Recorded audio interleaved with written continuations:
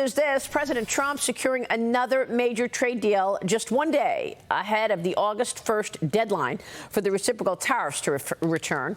South Korea agreeing to make a $350 billion investment into U.S. projects, the purchase of $100 billion worth of U.S. energy, and a 15% tariff on South Korean exports into America, with no tariff on U.S. exports into South Korea. The U.S. striking a separate deal with Pakistan yesterday to help develop its oil reserves as the president imposes a 50% tariff on most Brazilian goods. The U.S. making deals so far with the EU, Japan, Indonesia, South Korea, UK, Vietnam, and the Philippines, while talks with China are ongoing. Joining me now is the White House Senior Counselor for Trade and Manufacturing, Peter Navarro. Peter, great to see you. Thank you so much for being here. You tired of winning yet, Maria? A lot of deals here, and it looks like the U.S. is in the lead in terms of what the treatment is for our products versus there. Is the president almost done with these trade deals? This is incredible. Never done, but we've got some of the biggest ones out of the way. Let me break down a couple of them for you. The South Korean deal broke late yesterday, personally negotiated by the president. Each of these deals, Maria, are customized depending on what we need and what the other country's doing to us. For the South Korean deal, it's kind of built on the Japanese model. We got a bunch of money. The key thing here is shipbuilding. South Korea has a tremendous amount of expertise in shipbuilding. We got tariffs, of course. And if you compare the two economies, South Korea is about half the size of Japan, so that $350 billion that we're getting from South Korea is comparable to the $550 billion we got from Japan. So this is, and Japan was an energy deal. Pakistan, interesting, Maria, they just discovered a bunch of new oil and natural gas reserves. The natural gas reserves are particularly massive. So that deal kind of hinged on that as well. So all of these things are working really, really well. You know, a lot of people, Maria, talk about Donald Trump for the Peace Prize, the Nobel Peace Prize. I'm thinking that since he's basically taught the world trade economics, he might be up for the Nobel on economics, because this is a fundamental restructuring of the international trade environment in a way where the biggest market in the world has said, you're not going to cheat us anymore. We're going to have fair deals.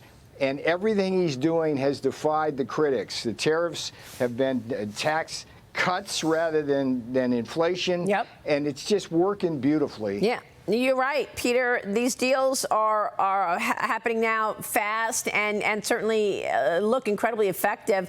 The EU deal was one we should talk about, because this is such an enormous block of countries. And the president negotiated that the EU will purchase $750 billion in U.S. energy and make new investments of $600 billion into the United States by 2028. Yeah, I was particularly heartened by this, and it really speaks to the personal ability of the president to negotiate with world leaders. I mean, all of the relationships he developed in the first term are paying off now. I really thought the EU was going to be one of the more difficult ones, but they saw the light. I mean, the problem here for every country in the world is they know they're cheating us. They know they're getting away with murder, essentially, on our economy. And so reason prevailed here, and this is a case where everybody's going to win. We were able to keep, and this is very important to the president, the steel and aluminum tariffs at 50%. What the EU got was a discount on the auto tariffs comparable to what Japan got, so everything's kind of competitively well. But still, Ford, GM, and the local our companies are better off relative to when the president took office by a long shot. Yeah. So it's all synergistic and working together. And when we make one deal here, it helps to make the next deal here. India is the big holdout. But look, they're the Maharaja tariffs. We don't sell them much, and their tariffs are unbelievably high. So that one we're going to keep working on. Yeah, I mean, the president has imposed or is talking about imposing a 25% tariffs on goods from India. Yes. plus an additional import tax due to India's purchasing of Russian oil. I thought that was really interesting. He wrote on Truth Social, "I don't care what India does with Russia. They can take their dead economies down together for all I care. We have done very little business with India. Their tariffs are too high, among the highest in the world. Likewise, Russia and the USA do almost no business together." White House National Economic Council Director Kevin Hassett talked about the president's decision yesterday. Here's what he said, Peter. Watch. India's had a market that's been pretty much closed to American products, and we've been wide open to theirs. And I think President Trump is frustrated with the progress we've made with India, but feels that a 25% tariff will address and remedy the situation in a way that's good for the American people. I guess some of this is the non-tariff barriers, Peter, that you've spoken about so many times. So whether it's India or also what the president said about Brazil, right? I mean, he signed an executive order implementing an additional 40% tariff on Brazil, bringing that total tariff to 50% to deal with recent policies, practices, and actions by the government of Brazil against the former President Bolsonaro. Yeah, let me give you a little background. Let's do India first. Now, historically, India has followed this non-aligned policy, and they were really tight with the Soviet Union decades back. And one of the things that frosts us is a lot of the arms sales that India is engaged in is they buy the stuff from Russia, not us. So that's another area where we could balance our. Remember, this is a national emergency, the trade deficit, and that would be a good way to do that. With respect to Brazil, this one hits really close to home for me because right now Lula in Brazil, the president of Brazil, is doing the same damn thing to Bolsonaro that Biden tried to do to Donald John Trump and actually did to me.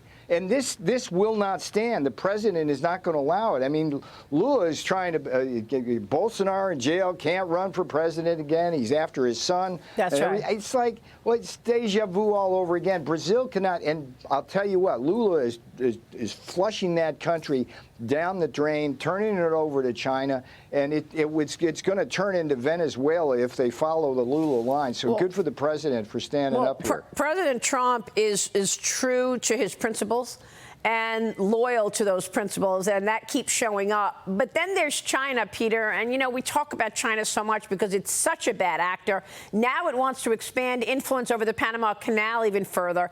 That potential deal to sell off dozens of international ports seems to have collapsed. China-based CK Hutchison said the negotiating window has expired to sell the ports, including 2 in Panama, to the consortium involving BlackRock. The company says it remains open to reconfiguring the deal, but Beijing is pushing to include its shipping giant Costco to the transaction. I spoke with President Trump back in March about this. Watch what he said. It was a China-based company. I'd much rather deal with BlackRock than a China-based company. And BlackRock is fine. I knew they were doing that. I was totally okay with it. And when you go through the Panama Canal, makes it easier. Give us a sense of how China Carter has dominated. The Carter administration gave the Panama Canal for $1, gave the Panama Canal to Panama for no reason. They had a little demonstration of a few people, and he gave it. It's the most expensive thing we've ever built in the history of our country, relatively, and it does great. And we shouldn't have given it. We should have never given it.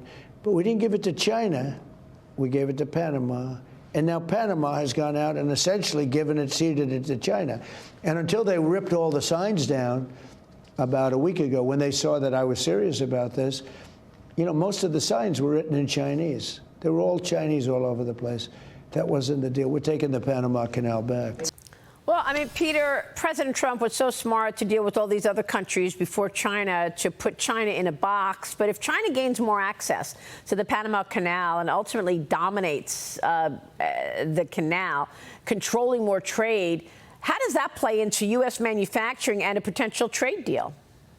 Well, Donald Trump's not going to let that happen. And one of the many, many things I love about Donald Trump is he actually sees the chessboard. I mean, think about it, Maria. Whoever said anything about the Panama Canal until Donald Trump got in office? And you're absolutely right. It's critical to geopolitics and the way the world works. It's all about trade. I mean, there was a famous scholar in naval warfare, Mahan. It's like everything's about trade. If you control the sea lanes, you control the world.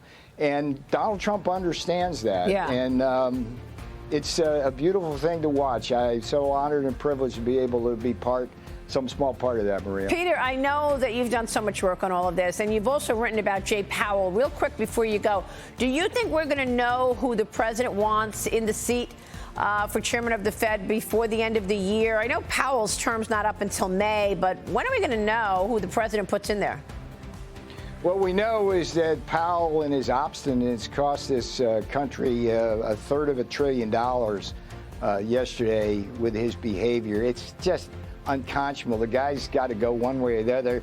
2 people dissented, first time since 1993 on the Fed. That's right. At least we're making a little progress. If they don't lower in September, I can't imagine that. Well, I mean, that was 2 dissenters, Mickey Bowman and Christopher Waller.